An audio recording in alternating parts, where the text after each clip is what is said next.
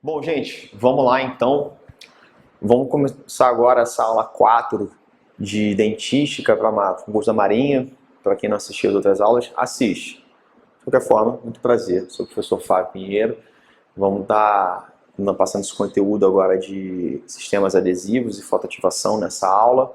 Tá? Eu acredito que essa aula vai até ser um pouco mais rápida do que a aula anterior de compósitos, porque muita coisa já foi abordada lá. Sistemas adesivos são compósitos também, então tá um pouco relacionado, tá ok? Como eu falei na outra aula, é um conteúdo muito vasto também, e vocês vão encontrar em vários livros, né? Então, todo livro que é de dentística vai falar de adesão. E então a gente usou como referência Barachev, Conceição, Hirata e, obviamente, o Anos Avis também, que também fala sobre adesão. Perfeito? Beleza, então é bom estudar, bom dar uma lida no livro e bom assistir as últimas aulas também, porque são importantes para o conteúdo dessa aula de hoje. Tá? Então, sem mais delongas, vamos já começar no conteúdo. Falando, mesma coisa da última aula, como eu falei, é uma revisão. Esse conteúdo você já viu na faculdade. Por mais que não lembre exatamente, mas já viu, não tem como. Então a gente vai lembrar aquilo que você já viu na faculdade. Então vou fazer uma revisão, falando aqui, depois a gente vai aprofundar de novo e lembrar que eu esqueci aqui de cabeça. Beleza, a gente vai começar falando de alguns conceitos, isso o Anos Avis traz pra gente, que alguns conceitos vão ser importantes para a gente melhorar a nossa comunicação. Então, a gente vai ter que diferenciar o que é uma união, uma adesão, uma coesão, por exemplo, o que é tensão superficial, o que é energia de superfície, o que é molhamento, o que é ângulo de contato. Isso tudo influencia na nossa percepção desse conteúdo de sistemas adesivos. Bom, quando a gente fala de união, adesão e coesão, parece tudo muito parecido, né? Mas não é bem assim, não. Bom, união, por exemplo, restauração de amálgama. Quando você faz uma restauração de amálgama, você tem que fazer um preparo, e esse preparo deve ser retentivo para que essa restauração não saia da cavidade. Mas você tem alguma relação química entre o amálgama e o dente? Tem alguma troca de elétrons, alguma interação ali mais íntima? Não, não tem. Mesmo assim o material fica retido ali. Então o material ele fica unido ao dente. Então isso é um conceito de união. São materiais diferentes, mas eles têm alguma coisa macromecânica que mantém unidos. Outro exemplo, que eu até dou em aula, mas é muito bobo até, um leão dentro de uma jaula. Ele consegue sair? Não, não consegue sair, porque tem a jaula. A jaula simplesmente é uma barreira física, mecânica. Ele não está grudado na jaula, ele não está unido, simplesmente é uma barreira física que impede que ele saia. O amálgama, ele consegue sair do dente, um dente bem preparado? Não, porque o preparo retém aquele material. Mas não tem nada químico, não está grudado, não está aderido, não tem nada desse sentido. Outro conceito é coesão.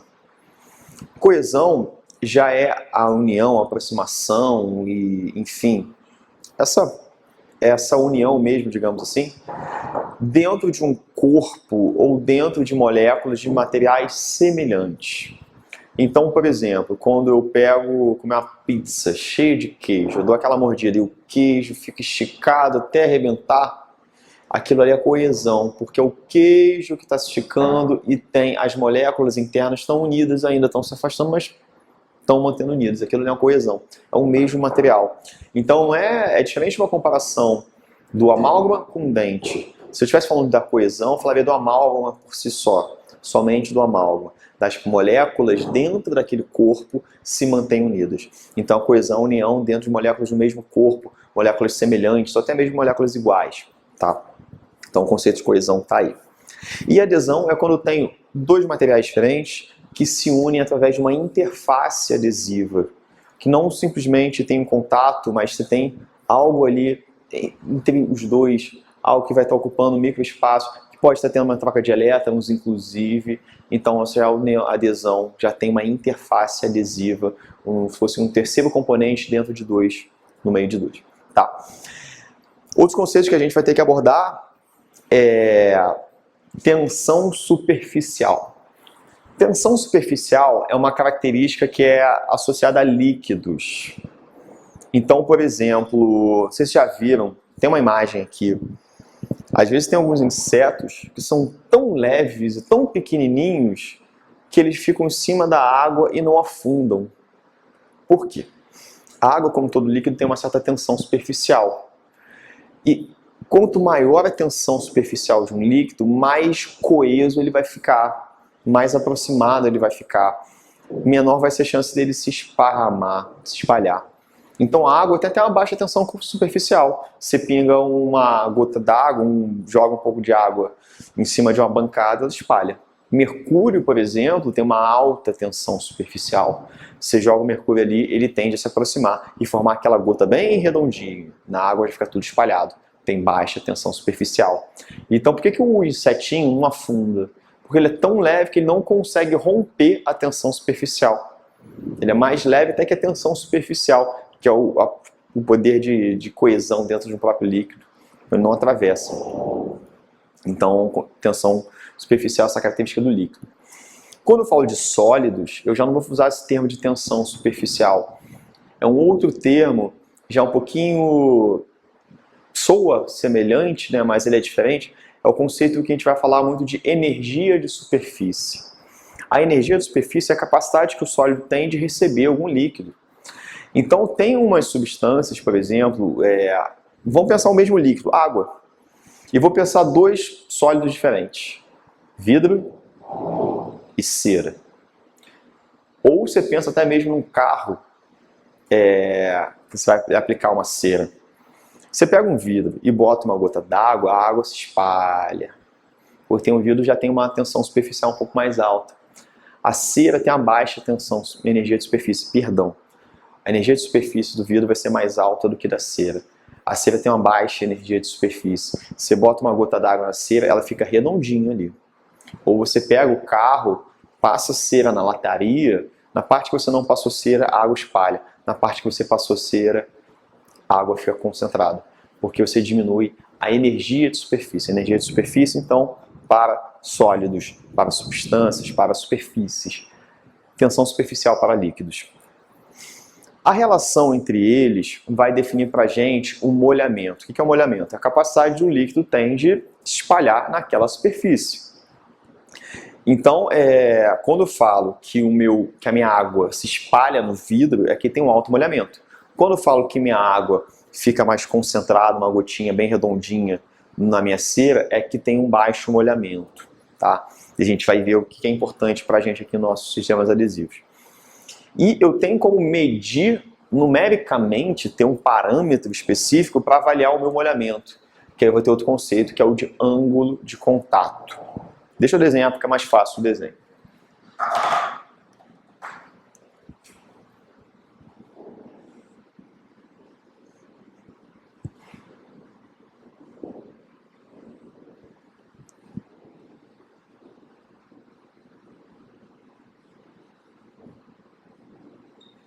Bom, eu tenho aqui uma superfície A, uma superfície B.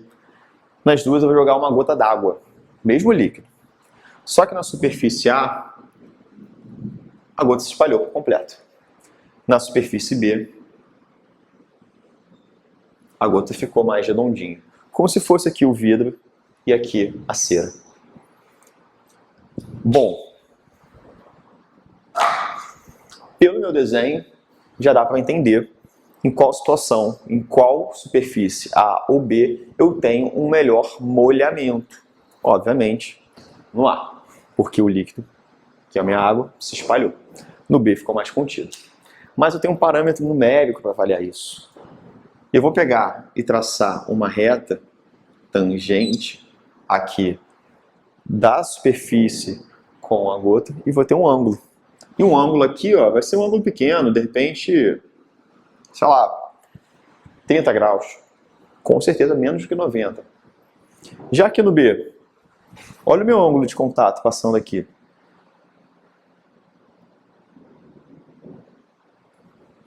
Um ângulo mais do que 90 graus. Um ângulo grande. Então meu molhamento aqui é ruim. O que eu quero, a gente vai ver aqui, quando eu quero um bom molhamento, eu quero um ângulo de contato mais baixo possível, tá? Pode chegar até zero. Quando o líquido se espalha por completo, o ângulo de contato pode chegar a zero, tá? Então, esses conceitos que a gente vai abordar um pouquinho, porque em alguns momentos eu vou citar tensão superficial, molhamento, energia de superfície, ângulo de contato. Eu vou citar alguns desses conceitos. Então, se durante a aula você tiver alguma dúvida, volta aqui no início, dá o play, dá o pause, perdão, volta ali, eu explico novamente. Se ficar com dúvida de novo, bota lá no fórum, manda um e-mail que eu respondo. Beleza. Bom, agora vamos falar então já da adesão mesmo. Antes de falar dos sistemas adesivos, a gente tem que entender como é que é o processo de adesão. E esse processo ele acontece de forma muito diferente no esmalte e na dentina. No esmalte é muito mais simples, na dentina já é um pouco mais complexo, devido à característica de cada um desses tecidos. Bom, vamos pensar então, vamos começar no mais simples, vamos começar no esmalte, até o que é o mais superficial. Como é que é histologicamente, microscopicamente um esmalte? Se a gente pensar na composição, o esmalte ele tem aproximadamente 95, 96, 97% de hidroxiapatita. É basicamente hidroxiapatita. É basicamente cristais minerais. Você tem 1% de água, 2% de água, 1% de fibras colágenas, mas uma porcentagem tão pequena que, gente, basicamente a gente vai ver vamos considerar que é um tecido maciço completamente de cristais de hidroxiapatita, dispostos em prismas, tá? Então, como é que acontece a adesão? A gente sabe que a adesão foi uma grande revolução na odontologia. Começou com os estudos de Bonocore lá em 1955, quando ele viu que você aplicando um ácido fosfórico, você aumentava a retenção da resina acrílica que ele usava na época ao dente, e isso proporcionou uma variação absurda de tratamentos que a gente tem hoje em dia, tá? E como é que funciona? Claro que desde que ele inventou, que ele descobriu isso, na verdade, a aplicação do ácido fosfórico até hoje em dia, a concentração e o tempo, a forma de aplicação mudaram, mas a ideia é muito semelhante. O ácido fosfórico, que a gente vai encontrar entre 30% e 40%, que é mais comum 37% ou 35%, mas entre 30% e 40% disponível no mercado, aquele gel azul. Primeiro, é um gel que ele tem uma alta tensão superficial, porque é um líquido bem coeso, né, bem próximo, ele não se espalha. Não seria legal se ele tivesse baixa tensão superficial, senão se espalharia por completo e se espalharia numa região que eu não quero fazer o condicionamento ácido, né? Então, o ácido fosfórico tem essa característica. O ácido fosfórico é um ácido muito forte. O pH dele varia de 1 a 2, 1.2, é bem baixo mesmo. Então, ele tem o poder de desmineralizar parcialmente o esmalte e essa hidroxiapatita. Então, vamos desenhar aqui.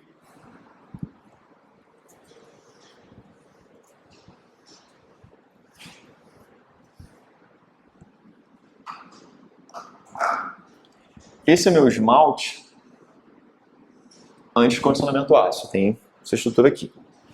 Depois, eu tenho esmalte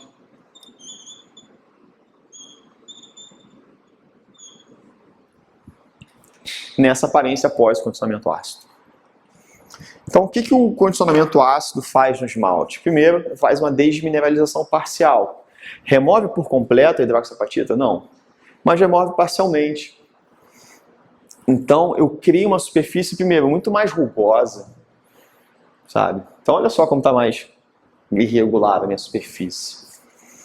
E eu acabo também gerando uma limpeza dessa cavidade, ou dessa superfície, né? Removendo bactérias, enfim, matando bactérias ali. Então, o ácido fosfórico também tem essa função. Mas, principalmente, essa desmineralização parcial, aumentando a rugosidade e fazendo a criação de microporosidades, tá? De regiões mais profundas, né, que esse ácido conseguiu penetrar. E, conceitualmente, ele aumenta a energia de superfície desse componente, desse tecido.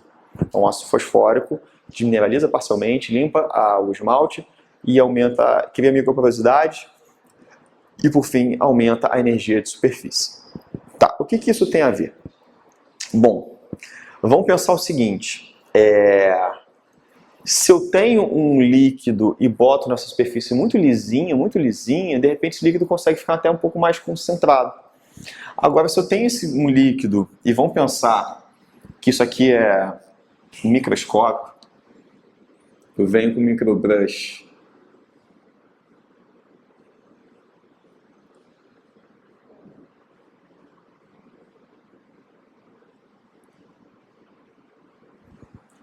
embebido com meu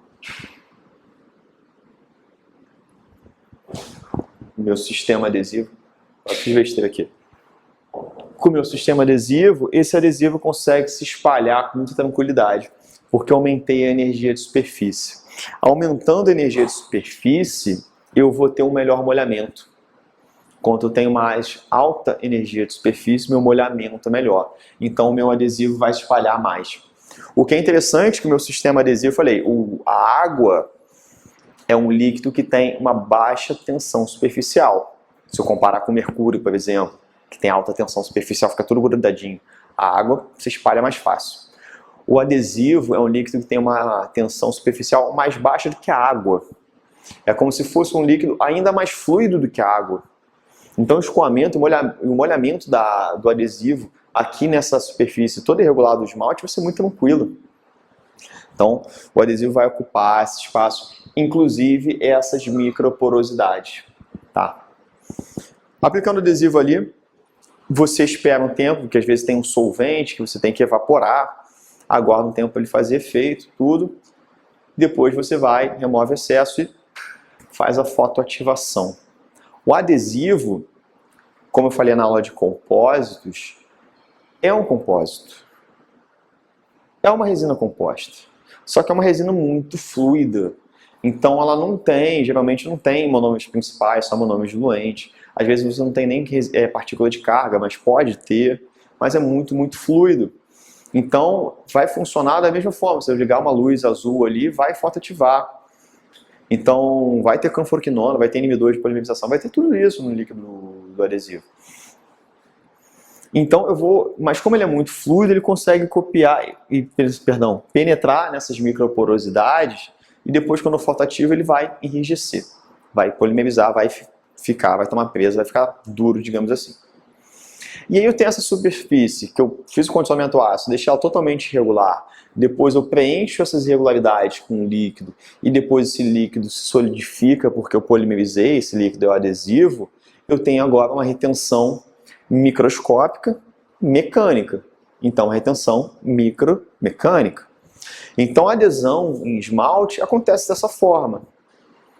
Criação de microporosidades, porque qual vai ser a ação do ácido?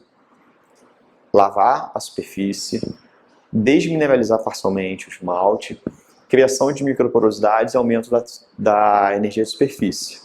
Depois que eu faço? Lavo esse ácido, seco, aí nesse caso, quando eu estou falando de esmalte, eu posso secar mesmo. Lembra que eu estava falando da composição do esmalte? 95%, 97% de hidroxapatita, 2% de água é irrelevante. Não é um tecido considerado úmido, é um tecido considerado seco. Então se jogar ar, não tem problema nenhum, não tem sensibilidade. Então seco o esmalte, vai dar aquele aspecto branco, opaco, sem brilho, com aspecto de giz. Nem opaco, branco fusco, perdão, sem brilho, né? Com aspecto de giz. Depois eu aplico o meu sistema adesivo, o adesivo se espalha bem porque eu tenho uma alta energia de superfície agora, meu líquido tem uma baixa tensão superficial, então vou ter um ótimo molhamento. Depois do fotoativo vou ter aqui esse imbricamento micromecânico. Eu não estou visualizando, mas eu percebo isso clinicamente. Eu tenho esse imbricamento micromecânico e a minha adesão em esmalte acontece dessa forma. Coisas mais decorebas, o tempo de condicionamento ácido, a gente vai ver aqui de 15 a 30 segundos pelo Baratieri, depois você pode lavar pelo menos no mesmo tempo que você fez o condicionamento, então o tempo mínimo seria 15 segundos também, mas o ideal seria até o dobro, então lavar por 30 segundos, pelo menos, para você fazer a limpeza.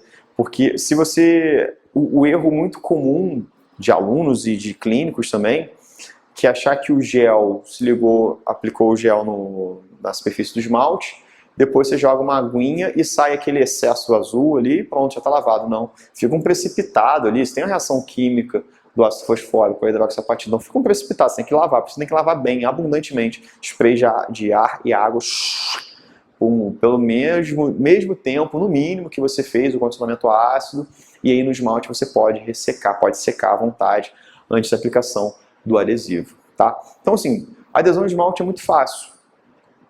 Creme, basicamente, resumo, creme, microporosidade, lava e seca. Aplica um líquido ali que vai conseguir preencher essas microporosidades, fotoativa esse líquido para ele tomar presa e se tornar um sólido, e a partir disso são dois sólidos com um imbricamento micromecânico, você tem a adesão. Cara, simples, fácil demais até, né? Beleza. A situação complica quando chega na dentina. Por quê? Vamos apagar isso aqui.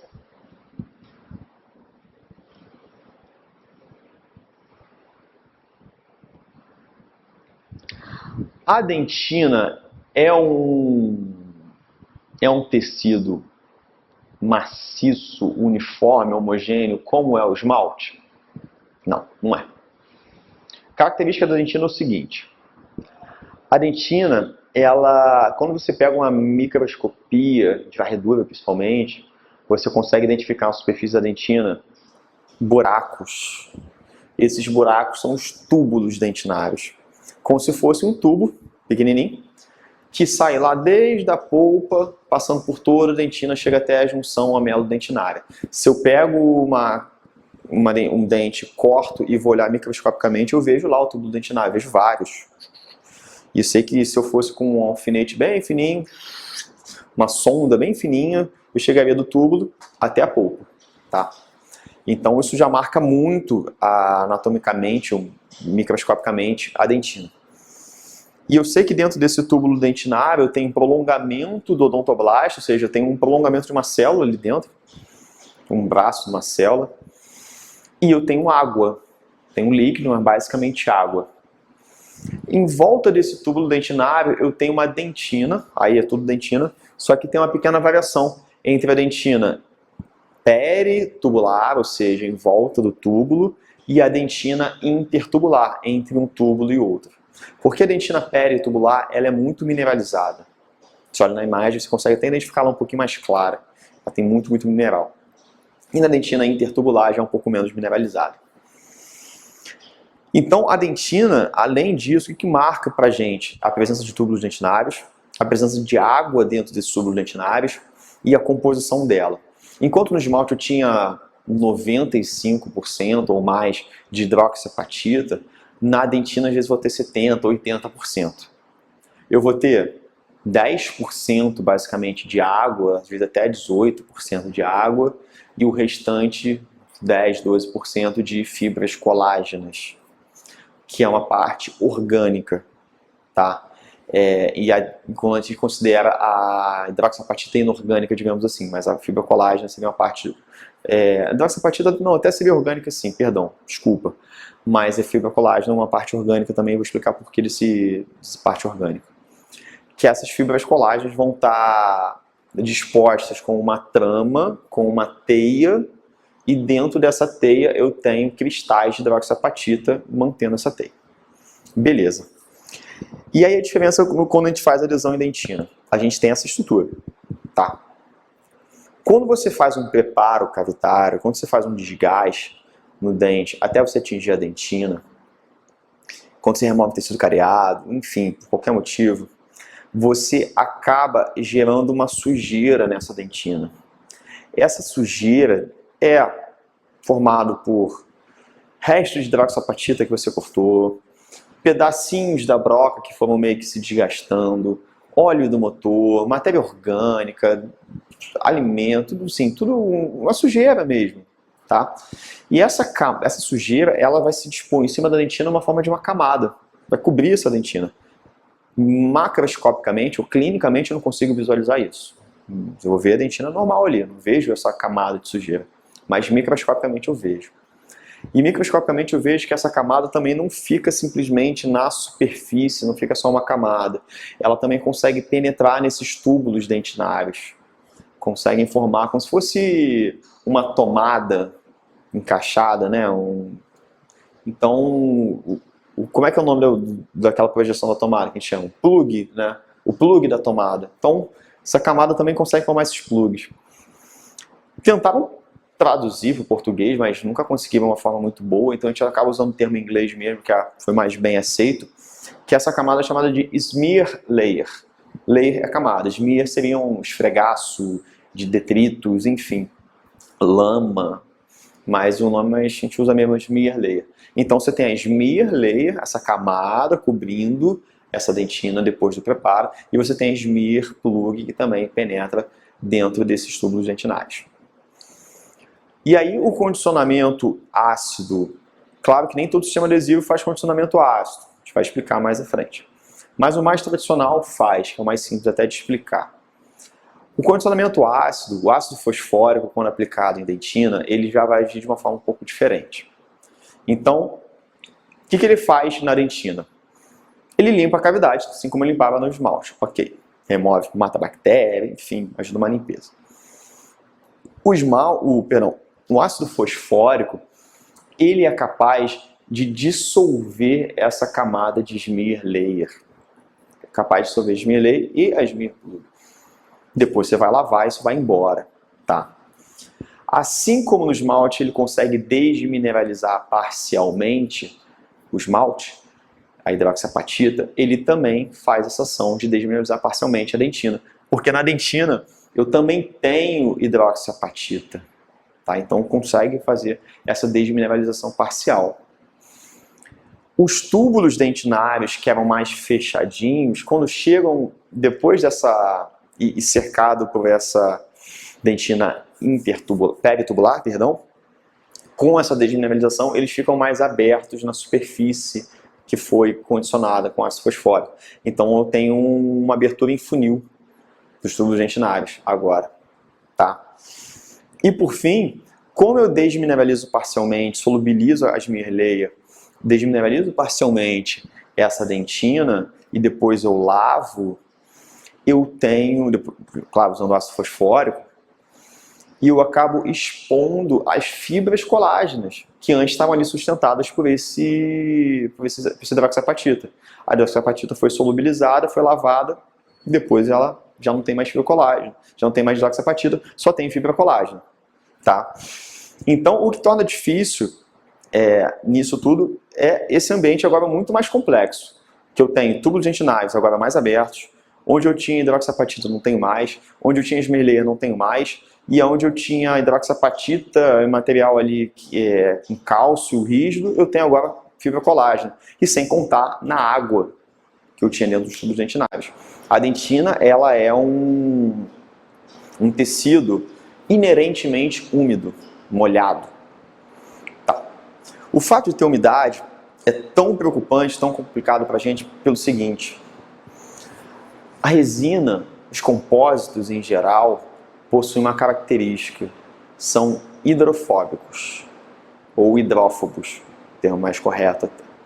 Mas vamos falar hidrofóbico, que é o que todo mundo fala, até em vez em texto, em livro, enfim, a gente vai encontrar esse termo hidrofóbico.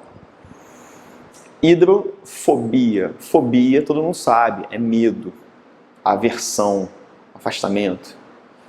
Hidro, água. A resina é hidrofóbica. A resina tem aversão à água. Não gosta de se misturar, não gosta de contato. Mas a dentina tem água. Então, já passa a ter esse problema. Outro problema, é justamente a dentina intertubular. A dentina intertubular, ela é menos mineralizada. Então, ela tem mais fibras colágenas do que a peritubular. Só que essas fibras colágenas, essa trama de fibras colágenas, essa teia, era sustentada pela hidroxiapatita, que você removeu com a aplicação do ácido fosfórico com a lavagem. E como é que você mantém aquilo? Pensa o seguinte, alga. Você olha no mar, a alga está lá balançando. Tem água em volta dela, acaba sustentando. Tira a água do mar. Como é que a alga vai fazer? Ela vai continuar em pé? Não, ela desmonta, colapsa, ela cai. Tá? Então seria a mesma coisa que aconteceria na dentina se você tirasse a água. Eu falei que no esmalte a gente pode tirar água, a gente pode ressecar, não tem problema. É um tecido seco, o tecido tem basicamente hidroxapatita, não tem problema secar o esmalte. Na dentina tem, não pode. Porque se você seca a sua dentina, quando você joga o ácido, solubiliza a hidroxapatita, lava, remove essa hidroxapatita, deixa aquele ambiente úmido, você tem a fibra colágena, ela está em pé ainda, sustentado pela água que está agora ali em volta, que você manteve. Você tem que remover a água um pouco, mas não muito. Você tem que remover o excesso de umidade, que a gente chama. Secar sem desidratar, você vai encontrar esses termos em livros. Remover excesso de umidade ou secar sem desidratar a dentina, sem ressecar a dentina. Porque essa água vai ser importante para manter essas fibras colágenas abertas, digamos assim. E aí, beleza. Outra condição é o seguinte, eu falei que no esmalte, quando você faz a aplicação do ácido fosfórico, você aumenta a energia de superfície. Então, você bota um líquido e vai espalhar mais fácil. Agora, na dentina, é o contrário, você diminui a energia de superfície. Você está expondo fibra colágena e deixando água pra caramba. Seu líquido vai conseguir espalhar bem? Não vai. Então, você vai precisar de um material ali intermediário. Eu sei que mulheres que usam maquiagem, tudo, quem entende disso, sabe que antes de passar a maquiagem na pele, muitas vezes é passado um produto antes para aumentar a fixação, né? E esse produto é o primer, exatamente. Se aplica primeiro do que a maquiagem. No sistema adesivo a gente também tem um produto que a gente também chama de primer, que vai aplicar antes do adesivo propriamente dito, ou depois dessa lavagem e remoção do excesso de umidade na dentina. O primer ele tem uma característica muito interessante. Você tem um ambiente ali que é úmido, que você não pode tirar água, que é a dentina.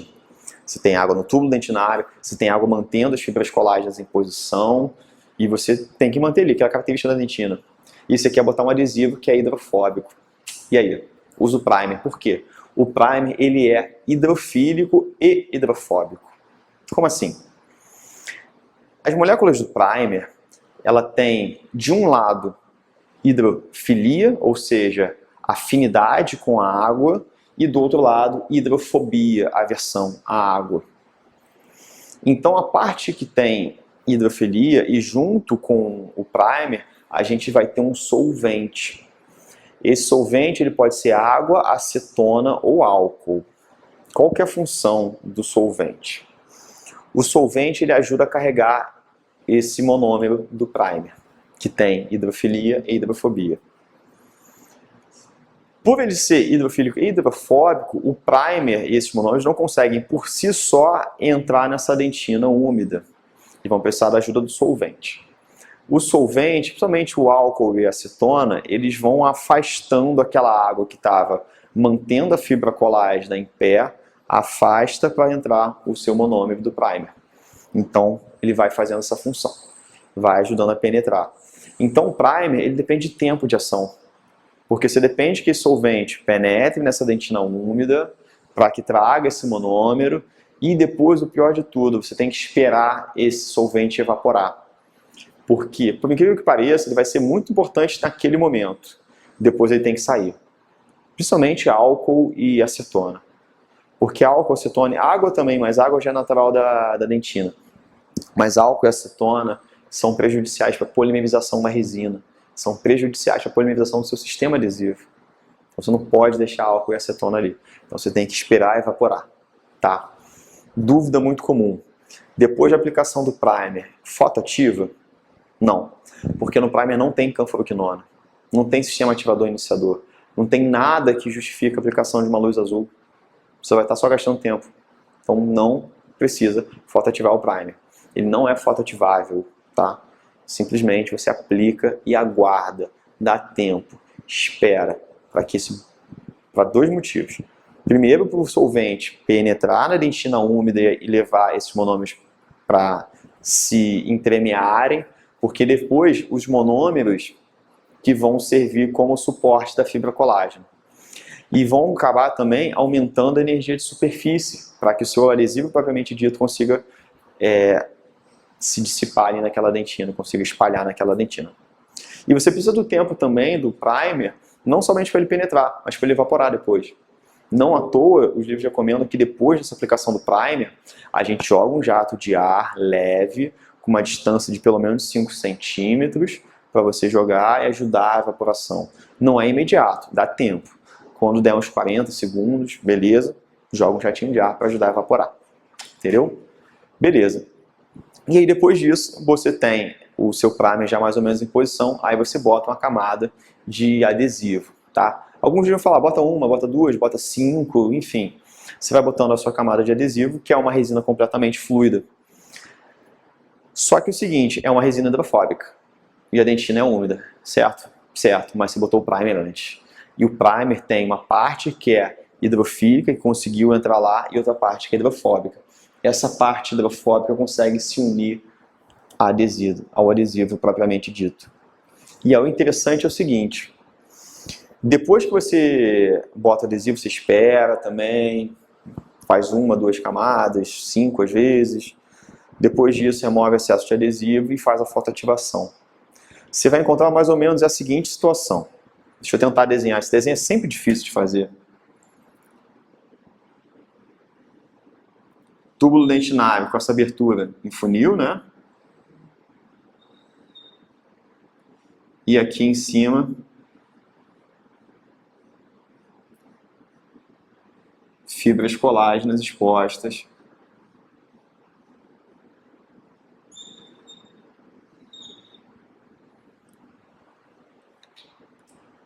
Depois do seu condicionamento ácido. A gente faz a aplicação do primer e do adesivo e esses dois líquidos separadamente vão conseguir penetrar nesse ambiente. Olha, lembrando que aqui eu tenho água, aqui é uma dentina intertubular. Dentina tubular você vê aqui em volta. Vou até desenhar de fazer uma canetinha preta aqui, ó. Dentina tubular, mais mineralizada. E aí agora eu tenho uma camada de adesivo, né? E esse adesivo, ele passou por aqui. Uma parte do adesivo consegue penetrar no túbulo dentinário. Outra parte consegue entremear aqui essas fibras colágenas.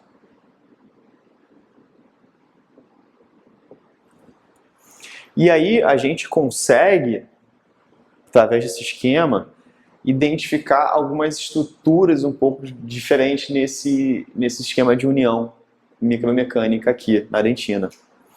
A gente consegue identificar esses prolongamentos de adesivo que entraram dentro do túbulo dentinário, que a gente vai chamar de tags resinosos, tá? Como se fossem uns plugs mesmo, são os tags resinosos. Também a gente chama de tag resinoso também no esmalte, tá? E a gente vai achar uma camada aqui em cima, na superfície, que vai estar misturado com material inorgânico, ou seja, que na verdade não é natural, digamos assim, não é produzido pelo organismo, que é essa camada de adesivo, misturado com um componente orgânico, que são essas fibras colágenas.